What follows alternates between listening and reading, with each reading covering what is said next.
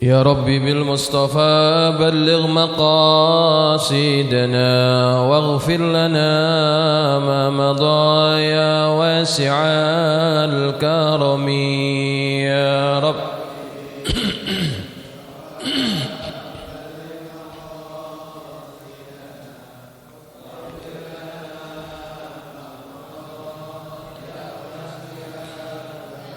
يا ربي هيئ لنا من أمرنا رشدا واجعل معونتك الحسنى لنا مددا يا ربي.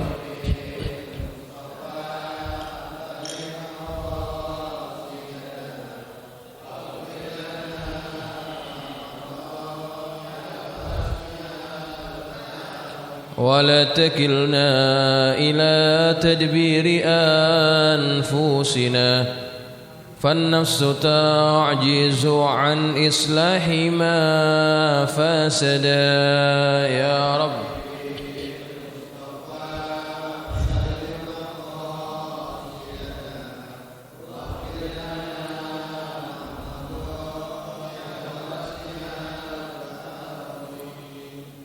أنت الكريم وقد جهزت يا أملي إلى أيادك وجها سائلا ويدا يا رب به.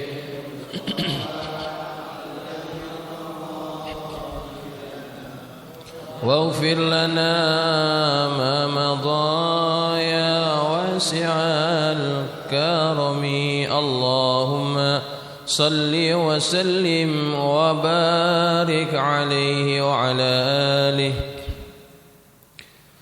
الفاتحة إلى روح سيدنا وحبيبنا رسول الله محمد عبد الله صلى الله عليه وسلم، ثم إلى روح آبائه وإخوانه من الأنبياء والمرسلين وآل كل منهم الصحابة أجمعين والتابعين لهم بإحسان إلى يوم الدين، ثم إلى أرواح الأولياء والشهداء والصالحين والعلماء العاملين من مشارق الأرض إلى مغاربها، ثم إلى روح مؤلف هذا الكتاب الإمام النووي، أن الله يتغشاهم بالرحمة وأن الله يتغشاهم بالرحمة والمغفرة، وأن يعيد علينا من بركاته وأسراره وأنواره وعلومه ونفحاته في الدين والدنيا والآخرة، ثم إلى أرواح مشايخنا ومعلمينا الحبيب عبد الرحمن بن أحمد السقاف، وثم إلى روح حاج محمد الشافعي هدمي، وثم إلى أرواح حاج حسين مرزقي، وثم إلى روح حاج سيف بن أمسير، وثم إلى حاج عبد الشكور رملي،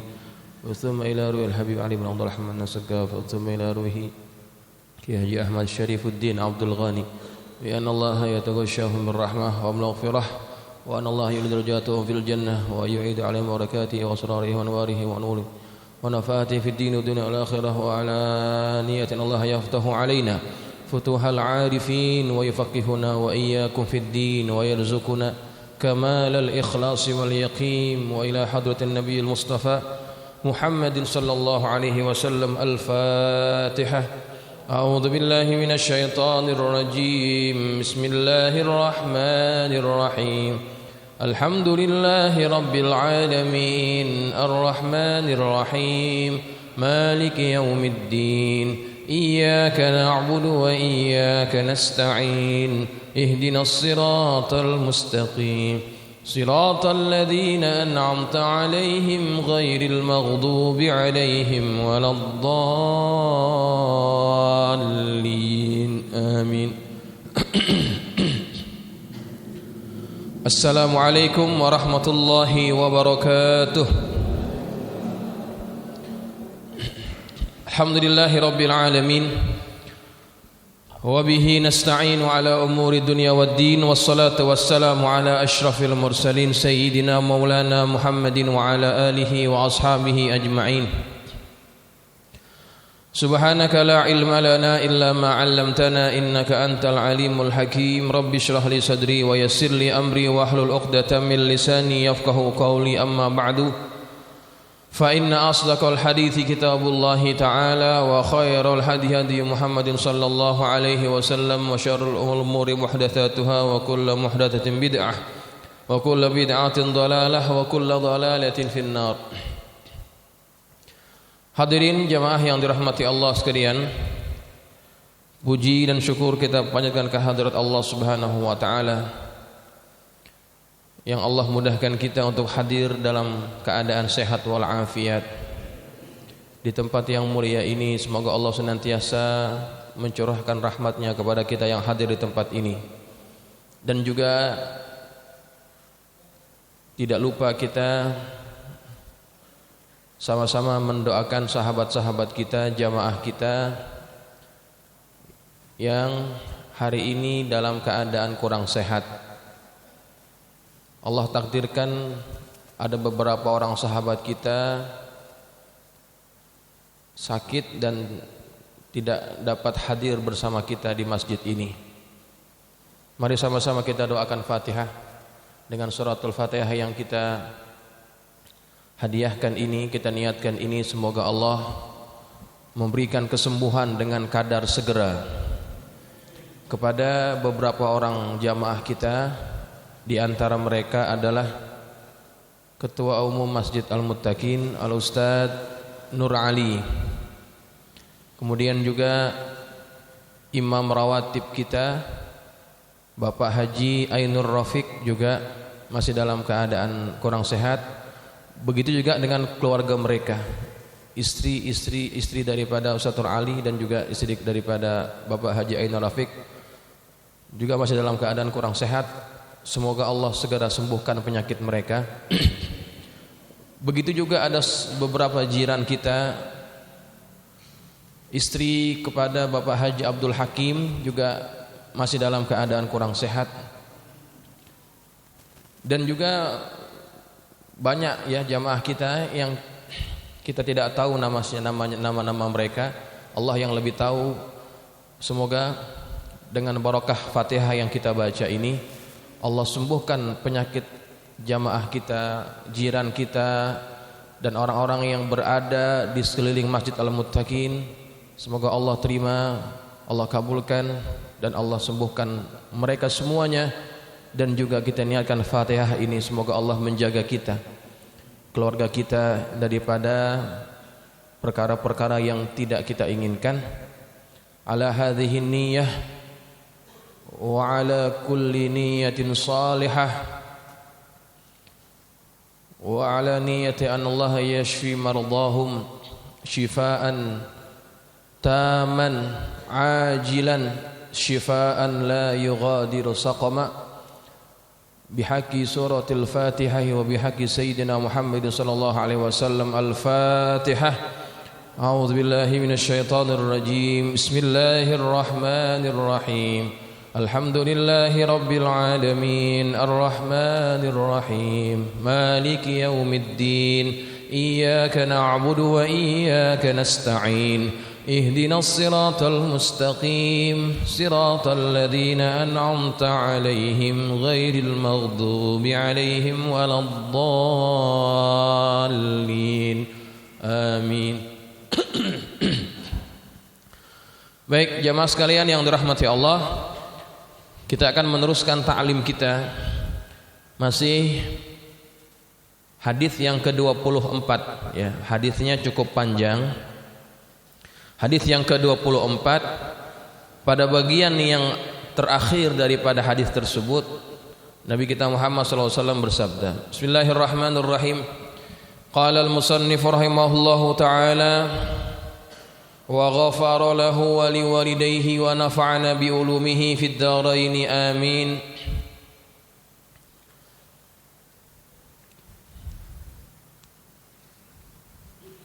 Kita langsung baca yang terakhir saja ya. Ya ibadi, halaman 409. Ya ibadi law anna awwalakum wa akhirakum wa insakum wa jinnakum kanu ala afjari qalbi rajulin wahidin minkum ma naqasa zalika min mulki syai'a. Ini sudah.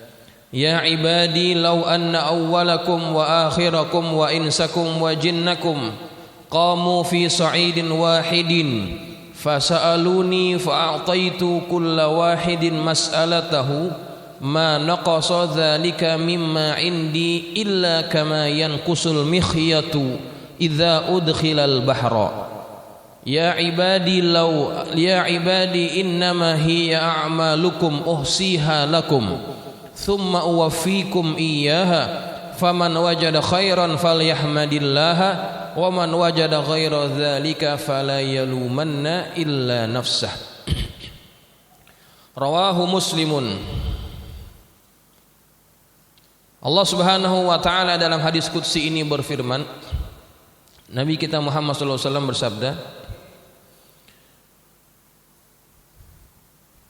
wahai hamba-hambaku, andaikan kalian semua, baik dari yang pertama hingga yang terakhir, baik dari bangsa manusia hingga bangsa jin, semuanya berkumpul di atas satu dataran dan semuanya mengajukan permintaan kepadaku, lalu masing-masing aku kabulkan permintaannya, maka hal itu sama sekali tidak mengurangi kekayaanku kecuali seperti berkurangnya air laut jika sebuah jarum dicelupkan ke dalamnya. Wahai hamba-hambaku, sesungguhnya semua ini adalah amalan-amalan kalian. Aku menghitungnya dan aku akan memberi balasannya secara sempurna kepada kalian. Oleh karena itu, barang siapa mendapati penuh dengan kebaikan, maka hendaklah dia memuji Allah, dan barang siapa mendapati selainnya, maka janganlah dia mencela kecuali kepada dirinya sendiri. Hadis riwayat Muslim. Baik jamaah sekalian yang dirahmati Allah, pada bagian akhir daripada hadis ini Allah Subhanahu wa taala menegaskan kepada kita, seandainya kita semuanya dari manusia pertama hingga manusia yang terakhir dikumpulkan dalam satu dataran, baik daripada bangsa manusianya ataupun daripada bangsa jinnya dikumpulkan, semuanya minta kepada Allah dan semuanya dikabulkan oleh Allah, Allah menegaskan bahwa apa yang Allah berikan kepada kita semua itu tidak mengurangi sedikit pun daripada kekayaan Allah, ya, melainkan seperti berkurangnya air laut jika sebuah jarum dicelupkan ke dalamnya. Ya, Allah memberikan gambaran seperti itu, bahwa kanzun Allah, perbendaharaan Allah itu sangat banyak dan tidak terbatas. Seandainya kita minta semuanya dikabulkan oleh Allah, itu sama sekali tidak berkurang sedikit pun daripada kanzunnya Allah. Seperti diumpamakan air laut yang begitu banyak dicelupkan jarum, kemudian diangkat jarumnya, ada yang netes atau tidak di jarum itu? Ada ya? Seperti itu. Ini kalau semua manusia dari zaman awal sampai yang paling akhir, jin dan juga manusianya dikumpulkan, itu seperti air yang dicelup, seperti jarum yang dicelupkan ke dalam air laut, diangkat, yang netes itu seolah-olahnya. Ini gambaran bahwa sangat sedikit dan tidak terbatas kekayaan yang Allah miliki. Nah, daripada hadis ini kita dapat mengambil kesimpulan bahwa apapun yang menjadi hajat kita, maka hendaklah kita mintanya hanya kepada Allah. Dan Allah itu apabila ada hambanya yang minta kepadanya, Allah sangat cinta kepada orang itu. Karena apa? Karena ketika orang minta, ketika orang berdoa kepada Allah, sesungguhnya dia sedang menunjukkan kehambaannya di hadapan Allah. Sebab yang namanya doa, ya, yang namanya doa itu adalah permintaan daripada pihak yang bawah kepada pihak yang berada di atas. Itu namanya doa, ya. Ketika orang berdoa, berarti dia sedang merendahkan dirinya di hadapan Allah. Allah sangat cinta pada keadaan itu. Maka dari itu ada hadis Nabi yang berbunyi, ad-du'a mukhul ibadah. Ya. Doa itu adalah sumsumnya ibadah, intinya ibadah. Karena ibadah adalah bentuk penghambaan diri seorang hamba kepada Allah. Bentuk perendahan diri seorang hamba kepada Allah, itu ibadah. Ketika dia angkat tangan, dia mengadu kepada Allah, apa saja yang dia minta Allah cinta, Allah suka. Bahkan kata Nabi, seandainya tali sendal kalian putus, minta sama Allah. Coba, kalau tali sendal kita putus, kita minta pada Allah, itu kan menunjukkan betapa Allah sangat cinta kepada orang yang meminta kepadanya. Ya, begitu.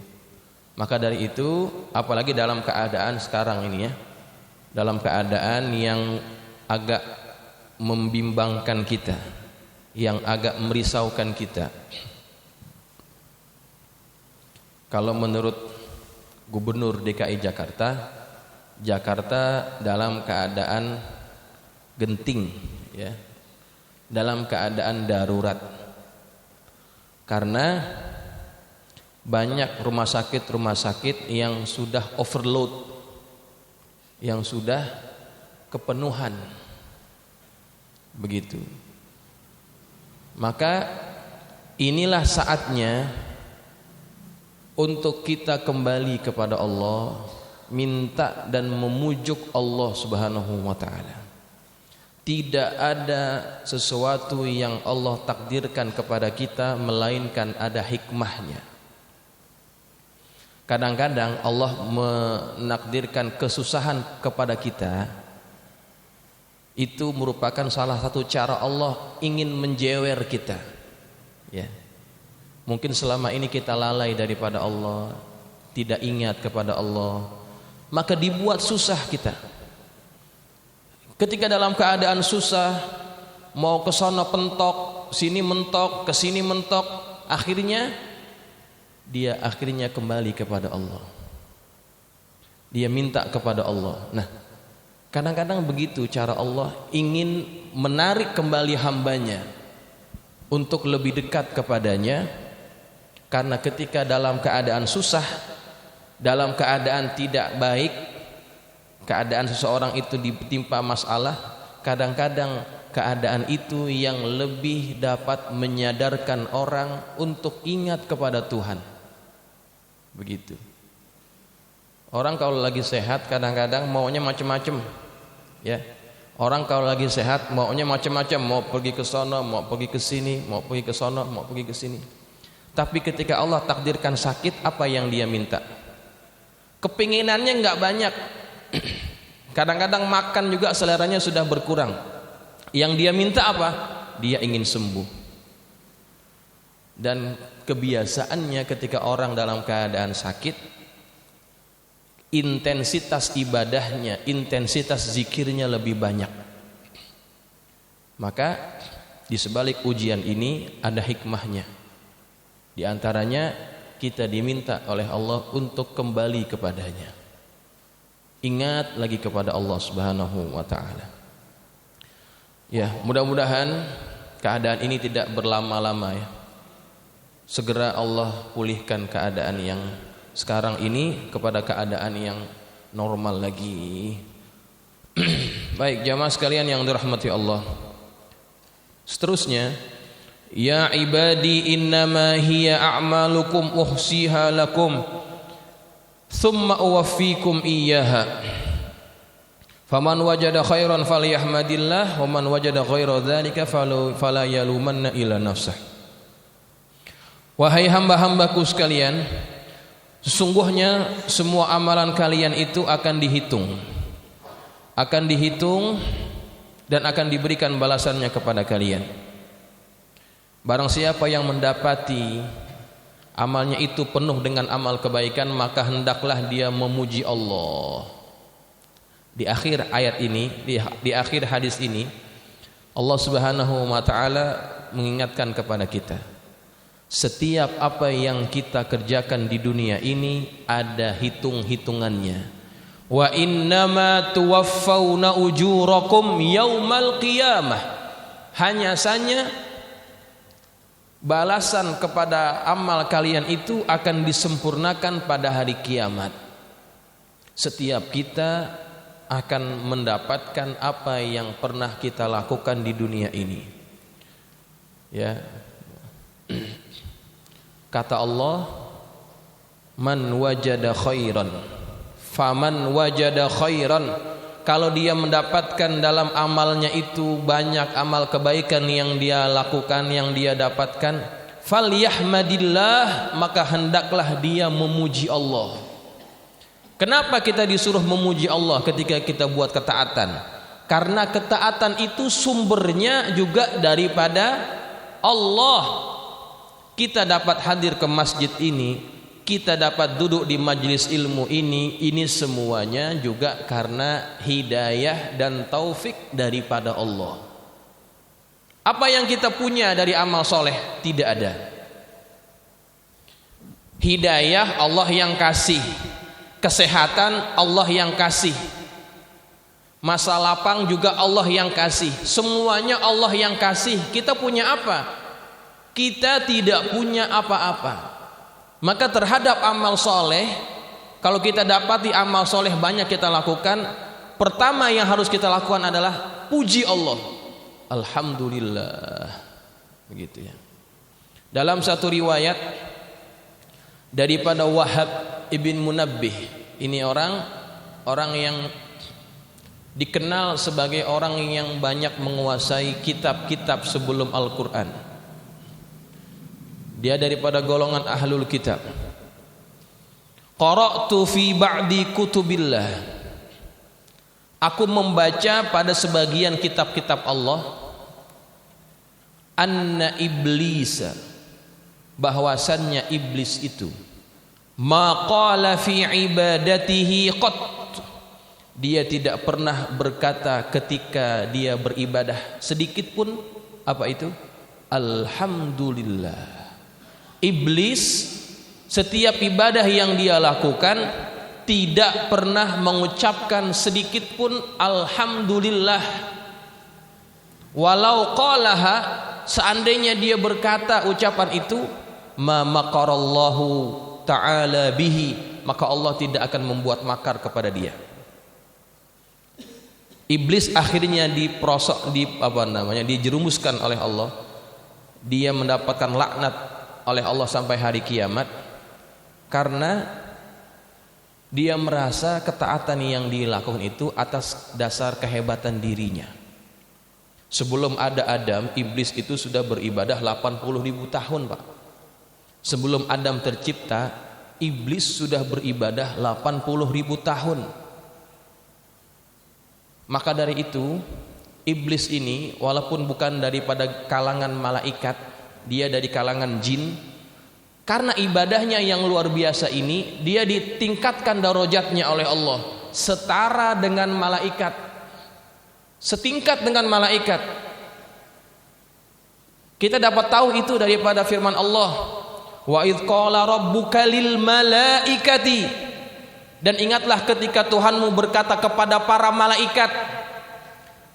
Ya, yang dikhitab oleh Allah adalah para malaikat. Kemudian Allah suruh kepada malaikat ini, sujudlah kepada Adam. Di antara para malaikat itu ada yang membangkang. Siapa yang membangkang? Iblis. Lah, khitabnya kan kepada malaikat. Kenapa iblis tiba-tiba membangkang? Apakah iblis daripada malaikat? Tidak. Iblis itu dari kalangan jin. Kana minal jinni fa fasaqa an amri rabbih, kata Allah dalam surah Al-Kahfi. Dia termasuk kalangan jin, tapi Allah tingkatkan makomnya setara dengan para malaikat. Ketika itu iblis termasuk golongan yang mendapatkan khitab untuk sujud kepada Adam. Dia tidak mau, dia tidak merasa layak sujud kepada Adam. Enggan dia. Kenapa? Karena ketaatan yang dia lakukan itu didasari karena apanya? Karena dia sendiri, dia tidak pernah memuji Allah Subhanahu wa taala. Maka penting bagi kita setiap ketaatan yang kita lakukan, pujilah Allah, karena kita tidak ada sedikit pun upaya dalam amal kesolehan yang kita lakukan. Semuanya daripada Allah. Kita tidak punya apa-apa, ya, tidak punya apa-apa. Maka dari itu, kalau kita melakukan amal soleh, pujian yang kita seharusnya baca seperti yang Nabi ajarkan. Alhamdulillahi bi ni'matihi tatimmus shalihat. Nabi suruh baca itu, Pak. Kalau kita dapat satu nikmat, satu ketaatan, maka kita puji Allah dengan pujian alhamdulillahi bi ni'matihi tatimmus shalihat. Segala puji bagi Allah, dengan nikmat daripadanya maka sempurnalah kesolehan. Dan juga Nabi ajarkan kepada kita, kalau engkau mendapatkan kesusahan, kemalangan ataupun sesuatu yang tidak membuat kita gembira, tetap puji Allah. Tetap puji Allah. Apa bunyi pujiannya? Alhamdulillahi ala kulli hal, gitu. Ya. Alhamdulillahi ala kulli hal. Nih, dalam keadaan sakit contohnya, ya, tetap puji Allah dulu, jangan langsung minta kepada Allah sembuh. Puji dulu. Kenapa? Di sebalik ujian berupa penyakit itu ada karunia yang besar yang dipersiapkan Allah untuk kita. Berupa apa itu? Setidaknya Allah menyiapkan kepada kita ampunan, ya. Ma yusibul muslim min nasabin wala wasabin wala hammin wala adhan hatta syaukati yushakuha illa kaffarallahu biha min khotoyahu. Kata Allah, kata Nabi kita Muhammad SAW, tidaklah menimpa seorang muslim daripada kecapean, wasobin wala nasobin, daripada penyakit, daripada kepenatan, daripada kegundah gulanaan, daripada adza, daripada gangguan, hatta syaukati yushakuha, sampai duri yang menusuk kepada tubuh badannya itu, illa kaffarallahu biha min khotoyahu, melainkan Allah akan gugurkan daripadanya kesalahan-kesalahannya. Ya. Ini Allah berikan kepada siapa? Kepada orang yang menderita penyakit, orang yang capek cari duit contohnya. Semua itu Allah balas dengan ganjaran, Pak. Maka beruntunglah orang yang misalkan Allah uji dengan penyakit, secara dia tidak sadar, rekening dia sedang jalan. Rekening apa itu? Rekening gugurnya dosa. Ya. Tanpa dia istighfar, misalkan dia tidak istighfar, tapi dia dalam keadaan sakit, sebetulnya rekeningnya sedang jalan. Rekening itu apa? Rekening berupa gugurnya dosa-dosa kita. Dari mana kita tahu? Daripada hadis tadi. Bahkan duri yang menusuk kepada tubuh badan kita, itu kan ada rasa sakitnya, ya. Tertusuk duri itu ada rasa sakitnya. Yang sakit seperti itu, seperti digigit semut saja, itu ada balasannya daripada ampunan Allah Subhanahu wa ta'ala. Apalagi yang sakitnya lebih berat daripada itu. Maka dari itu sahabat Nabi yang bernama Ubay bin Ka'ab, ketika dia dengar hadis tersebut, satu hari dia sakit. Sakitnya sakit apa? Sakitnya sakit panas. Dia sakit panas, kemudian dia doa kepada Allah, ya Allah, jangan engkau sembuhkan penyakitku ini selama dia tidak menghalangiku daripada ibadah kepadamu dan berjihad di jalanmu. Doanya begitu, Pak. Ada yang begitu orang kalau sakit doanya. Kita nggak sabaran kalau sakit, pengennya apa? pengennya cepat sembuh, tapi tidak kepada Ubay bin Ka'ab. Ubay bin Ka'ab menikmati penyakit yang Allah berikan kepada dia karena dia tahu di sebalik penyakit itu ada karunia Allah. Berupa apa? Berupa ampunan daripada Allah. Dia minta tidak ingin disembuhkan selama penyakitnya itu tidak menghalanginya daripada beribadah dan berjihad di jalan Allah. Dan Allah kabulkan doa daripada Ubay bin Ka'ab. Seumur hidupnya setelah dia sakit panas waktu itu tidak pernah sembuh. Kalau orang salaman sama Ubay bin Ka'ab akan selalu merasakan badannya masih terasa hangat, masih demam. Itu karena Ubay ingin mendapatkan apa? Ampunan daripada Allah Subhanahu wa ta'ala. Ya. Maka dari itu kalau kita diberikan ujian berupa penyakit, contohnya tetaplah puji Allah.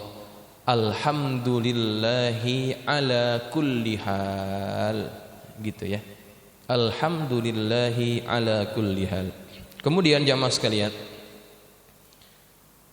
wa man wajada ghaira dzalika fala yalumanna illa nafsah. Barang siapa yang mendapati amalnya itu adalah amal yang tidak baik, maka janganlah dia mencela, melainkan dia cela dirinya sendiri. Ya. Kalau kita mengerjakan amal maksiat, jangan salahkan Allah, jangan salahkan siapa-siapa, maka salahkan diri kita sendiri. Karena Allah sudah memberikan kepada kita petunjuknya. Ya. Fa'alhamaha fujuraha wa taqwaha. Ya. Allah sudah ilhamkan kepada diri kita apa? Potensi untuk melakukan durhaka kepada Allah dan potensi untuk melakukan ketaatan kepada Allah. Itu ada pada diri kita. Ya.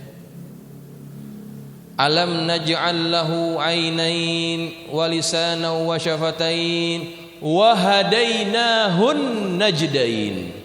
Kami sudah berikan kepada manusia itu petunjuk berupa dua jalan. Jalan yang mana satu yang dia ingin pilih. Kalau yang baik Allah sudah berikan ketentuannya, balasannya apa. Yang buruk juga Allah sudah sebutkan semuanya, ancamannya juga Allah sudah sebutkan dalam Quran. Sekarang tinggal kita mau pilih yang mana. Maka kalau Allah sudah berikan petunjuk, kita pilih yang buruk, maka ketika kita dapatkan balasannya adalah azab Allah. Jangan salahkan siapa-siapa. Allah yang sudah memberikan petunjuk itu, cuma kita tidak mau memilihnya, maka salahkan dirimu sendiri. Ya, begitu. Maka kita bersyukur kepada Allah, kita termasuk orang-orang yang dimudahkan untuk melaksanakan amal-amal ketaatan. Artinya dalam diri kita potensi yang dominan adalah potensi ketakwaan. Betapa banyak orang yang mereka susah untuk melakukan ketaatan, terus tenggelam lagi dalam kemaksiatan. Mau tobat susah, balik lagi ke maksiat, balik lagi ke maksiat. Karena potensi yang dominan pada dirinya adalah potensi kemaksiatan. Dalam diri kita ini ada dua seteru, ada dua kutub yang saling berlawanan. Ya. Manusia itu Allah berikan kepada manusia yang namanya nafsu. Ya. Allah berikan kepada manusia nafsu. Selain itu, Allah juga memberikan kepada manusia akal. Ya. Nah, dua potensi ini saling berlawanan. Akal sering kalah dengan nafsu. Kadang-kadang nafsu kalah dengan akal. Almarhum Zainuddin MZ itu pernah buat satu perumpamaan, Pak. Kita sering dengar itu, saya masih ingat sampai sekarang. Kata dia, manusia itu berbeda dengan makhluk Allah yang lain. Ada makhluk yang namanya binatang. Binatang ini Allah berikan nafsu, Allah tidak berikan akal. Maka kalau binatang setiap hari buat perkara yang kita anggap salah, maka jangan salahkan binatang, karena binatang tidak punya akal. Kalau kita baru beli ikan, kita taruh di dapur, tiba-tiba digondol oleh binatang, oleh kucing, jangan salahkan kucing, karena kucing tidak tahu yang mana halal, yang mana haram. Yang tahu itu ikan, maka itulah yang dia ambil. Karena kucing tidak punya akal, dia hanya punya nafsu. Kalau kucing buat kesalahan, mencuri, jangan salahkan kucing. Nah, ada makhluk lagi yang satu yang namanya malaikat. Malaikat ini Allah tidak berikan nafsu, Allah hanya berikan akal. Kerjaan malaikat itu hanya ibadah. La ya'sunallah ma amarahum wa yaf'aluna ma yu'marun. Tidak pernah maksiat kepada Allah, selalu patuh kepada Allah. Kalau malaikat buat ketaatan, wajar, karena malaikat tidak punya kecenderungan untuk maksiat. Tidak ada dorongan ingin kawin, ingin makan, enggak doyan malaikat sama yang begituan. Perempuan cakep bagaimana juga, perempuan secakep apapun itu, malaikat enggak doyan, karena malaikat tidak punya nafsu. Nah, manusia ini unik. Manusia Allah berikan kedua-duanya. Allah berikan kepada manusia nafsu, Allah juga berikan kepada manusia akal. Kenapa Allah berikan manusia nafsu? Karena manusia ini punya tugas menjadi khalifah Allah di muka bumi. Mereka punya tanggung jawab memakmurkan dunia. Kalau manusia tidak punya nafsu, maka pasti dunia ini tidak akan berubah dari sejak zaman Adam sampai sekarang. Yang membuat kita ingin berubah itu karena ada nafsu, Pak. Masjid kita ini dulunya tidak seperti ini, kecil, kemudian ditingkatkan jadi cantik seperti ini, jadi bagus seperti ini. Ini karena ada apa sebetulnya? Karena kita punya nafsu ingin lebih indah lagi masjidnya. Maka nafsu itu perlu ada dalam diri manusia, karena manusia sebagai khalifah Allah. Tetapi nafsu ini kalau tidak dikontrol, maka akan jadi liar. Bagaimana cara mengontrol nafsu? Cara mengontrol nafsu itu adalah dengan akal.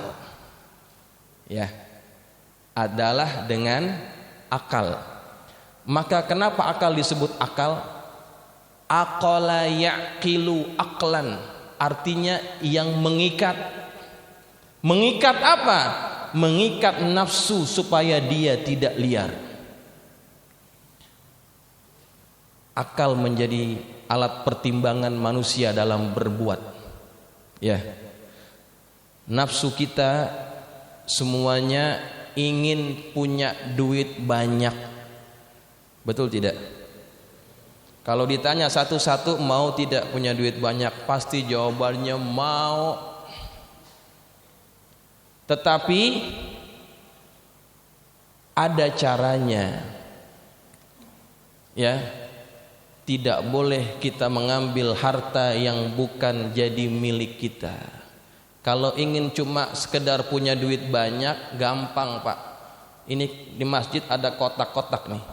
Dalamnya ada duit. Kalau mau sekedar duit banyak, bawa kotak, bawa ke rumah. Duit kita banyak.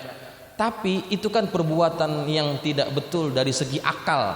Ya. Akal pun tidak menerima. Bagaimana mungkin duit amal dibawa pulang?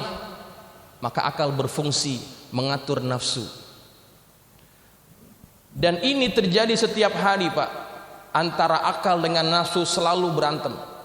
ketika akal manusia dapat mengalahkan nafsunya, ketika itu kata Zaidun MZ, manusia lebih mulia daripada malaikat. Namun ketika akalnya ini kalah dengan nafsunya, maka ketika itu manusia lebih hina, lebih rendah daripada apa? Daripada binatang. Ya, binatang buat salah karena tidak punya akal. Manusia buat salah sudah punya akal, kenapa salah juga? Maka ketika itu manusia lebih rendah daripada binatang. Ya, maka ini yang perlu kita hidupkan. Potensi ketakwaan ini harus kita senantiasa hidupkan. Bagaimana caranya? Tidak lain adalah dengan kita melaksanakan ketaatan kepada Allah. Itu cara kita menghidupkan potensi-potensi ketakwaan dalam diri kita. Baik jamaah sekalian yang dirahmati Allah, ini sekedar yang dapat kita pelajari daripada hadis yang ke-24.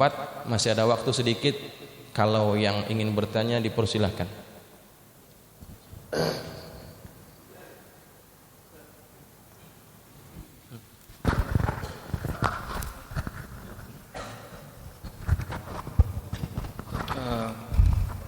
Kalau dalam berdoa kita melakukan tawasul gitu Ustaz. Dalam Islam itu bertawasul itu pandangannya seperti apa Ustaz? Baik. Terima kasih.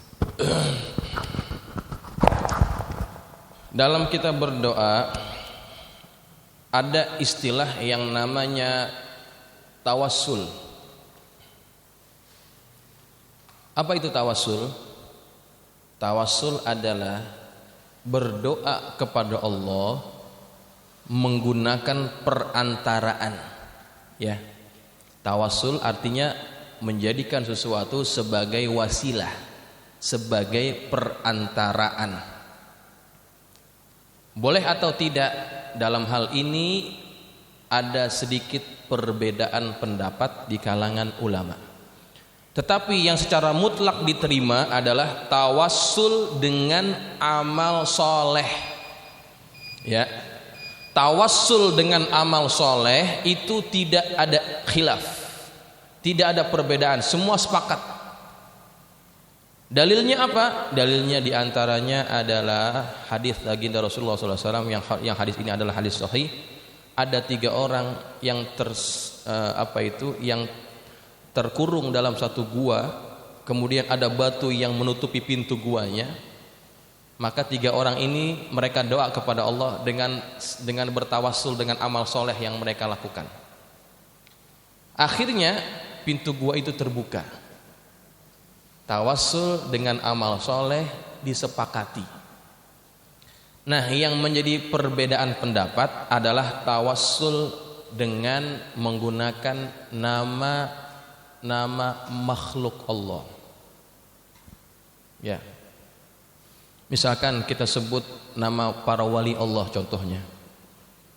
Ya Allah, aku mohon kepadamu dengan dengan pangkat Syekh Abdul Qadir Al-Jailani contohnya, maka kabulkanlah hajatku. Nah, ini yang jadi khilaf, boleh atau tidak. Jawaban saya, tawassul dengan menggunakan nama-nama para wali contohnya, para orang soleh, maka hukumnya adalah boleh. Kenapa? Karena kita tetap memintanya kepada siapa? Allah. Kita harus ingat itu yang penting. Ketika orang bertawassul, tetap yang dia minta itu Allah. Yang dia minta hanya kepada Allah, cuma melalui perantaraan. Nah, kenapa saya boleh? Kenapa saya katakan boleh? Karena Nabi juga pernah berkata kepada seseorang yang orang ini buta, datang kepada Nabi, ya Rasulullah, doakan saya supaya saya dapat melihat lagi. Kata Nabi apa? Kalau kamu ingin dapat pahala besar, sabar saja. Tidak ya Rasulullah, saya ingin sembuh. Maka kalau kamu ingin sembuh, kamu doalah kepada Allah dengan membaca perkataan ini. Nabi sebutkan doa itu. Allahumma inni atawajjahu ilaika binabiyyika nabiyyir rahmah. Nabi ajarkan itu kepada dia.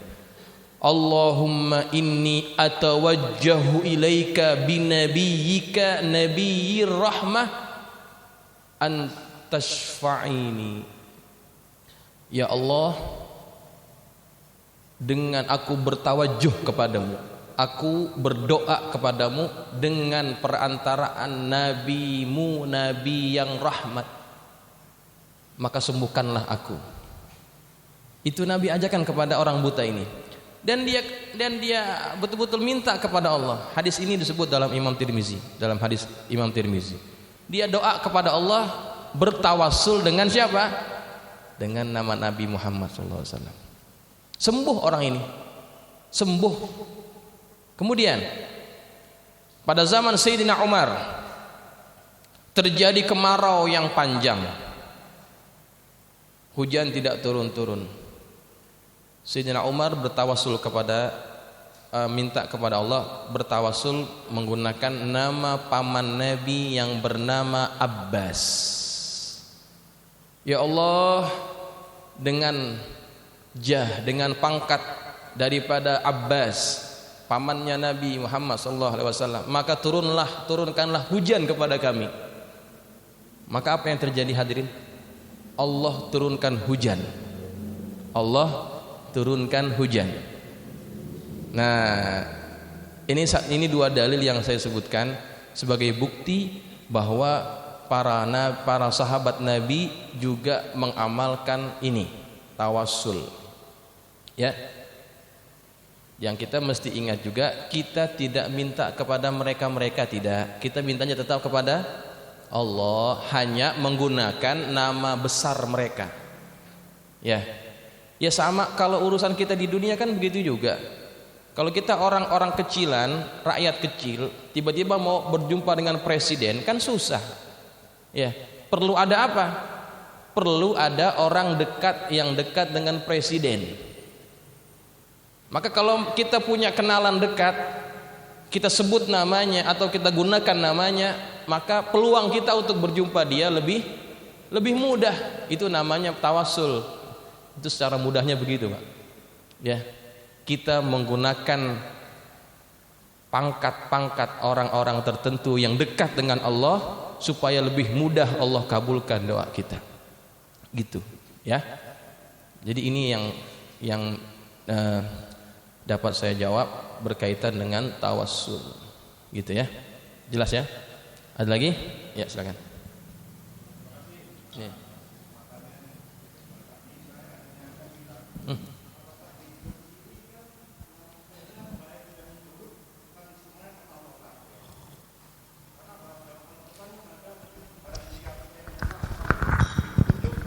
Orang yang beruntung.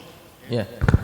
Kemudian barang siapa yang telah kami sesatkan, itulah orang-orang yang merugi. Ya. Berarti segala sesuatu hidup ini apakah semuanya itu Allah yang punya aturan kewenangan, baik buruk ataupun salah, nah gitu.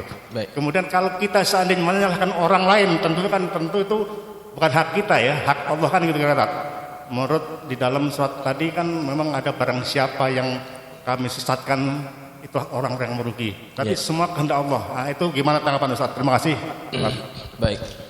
Ini akidah ya, ini akidah Ahlussunnah wal Jamaah. Segala perbuatan hamba itu sudah Allah tentukan atau tidak? Sudah tentukan atau tidak? Sudah ya? Itu harus kita betul-betul tanam dalam hati kita. Segala perbuatan hamba, baik yang berupa kesolehan atau kemaksiatan, itu sudah ditentukan oleh siapa? Oleh Allah. Allah punya pengetahuan tentang itu. Kalau kita katakan Allah tidak tahu, maka berarti Allah itu lemah. Jangan seperti paham Mu'tazilah. Orang Mu'tazilah, mereka menganggap Allah itu tidak tahu amal yang dilakukan oleh hamba. Maka kalau kita punya keyakinan seperti itu, Allah itu adalah tidak maha mengetahui, ya. Yang kita faham adalah Allah itu Maha Al-Alim, Maha mengetahui. Segala apa yang kita lakukan di dunia ini Allah sudah tahu, Pak. Nah, sekarang pertanyaannya, kalau segala yang kita lakukan itu sudah menjadi ketentuan daripada Allah, sudah ditetapkan oleh Allah, lah, jadi apa fungsi kita di dunia ini? Ya, kalau Allah sudah tentukan, bahkan kemana kita pulang, Allah sudah tentukan atau tidak? Kita masuk neraka atau tidak, atau ke surga, Allah sudah tahu atau belum? Sudah. Harus kita tahu, harus kita yakin bahwa Allah sudah tentukan itu. Dari mana kita tahunya? Hadisnya kita sudah belajar. Ketika umur kita 4 bulan dalam kandungan, Allah sudah tentukan kan? Nah, lalu kita fungsinya bagaimana sebagai manusia ini? Kalau Allah sudah tentukan, buat apa beramal? Kan gitu kira-kira. Nabi ketika ada sahabat yang komplain seperti itu, ya Rasulullah, afala nattakilu ala kitabina wa nad'ul amal. Kenapa kita tidak bertawakal saja, berpegang saja dengan kitab amalan kita? Kalau Allah sudah tentukan, nggak usah beramal. Kata sahabat itu. Apa kata Nabi? La, jangan. Fakullun muyassarun lima khuliqalah. Setiap kalian itu akan dimudahkan melakukan amalan-amalan yang menjadi ketentuan hidupnya, yang menjadi takdirnya. Jadi tugas kita hanya beramal. Bapak tahu tidak nanti masuk surga atau neraka? Kan nggak tahu ya. Maka yang perlu kita lakukan hanya beramal saja. Kalau kita mudah melaksanakan amal ketaatan, insya Allah kita termasuk orang yang tergolong ahli surga. Kenapa? Karena kita dimudahkan menjalankan amal-amal ahli surga. Ya. Nah, dalam hal ini fungsi manusia itu apa?